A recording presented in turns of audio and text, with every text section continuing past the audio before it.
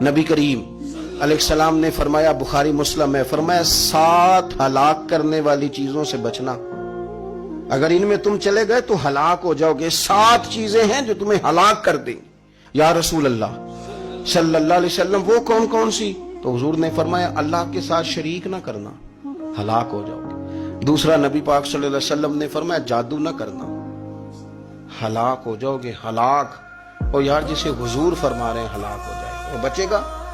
نبی پاک صلی اللہ علیہ وسلم نے تیسرے نمبر پر فرمایا جس شخص کے قتل کرنے کو اللہ نے حرام قرار دیا ہے اسے قتل نہ کرنا، ہلاک ہو جاؤ گے۔ چوتھے نمبر پر رسول پاک علیہ السلام نے فرمایا سود نہ کبھی بھی کھانا، ہلاک ہو جاؤ گے، ہلاک۔ بڑی بڑی دلیلیں دی بینک والوں نے، بڑا سمجھایا تو حاجی صاحب مان گئے، محترم مان گئے، کہنے لگے نہیں جی نہیں وہ کاروبار میں لگاتے ہیں۔ بڑے بھولے والے ہیں ہم، پتہ سارا ہے۔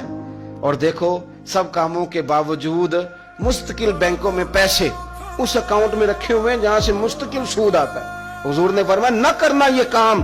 تو کہتے میں سود پہ پیسے لے کے کاروبار چمکاؤں گا، تیرے نبی پاک نے تو فرمایا تو ہلاک ہو جائے گا۔ تو کہتا میں میل لگاؤں گا، حضور نے تو فرمایا ہلاکت ہے۔ تو کہتا میں بڑا کچھ کر جاؤں گا تو ہلاکت ہے۔ اچھی طرح سمجھ لیں، اصل مال بھی ضائع ہو جاتا ہے اس بندے کا جو سود کا مال ملا لیتا ہے، اصل برکت بھی اڑ جاتی۔ اور میرے نبی پاک صلی اللہ علیہ وسلم نے 5ویں نمبر پہ فرمایا یتیم کا مال نہ کھانا، ہلاک ہو جاؤ گے۔ اور پھر 6 نمبر پر نبی پاک علیہ السلام نے فرمایا کفر سے جہاد ہو رہا ہو تو کبھی پیٹ پھیر کے بھاگنا نہ، ہلاک ہو جاؤ گے۔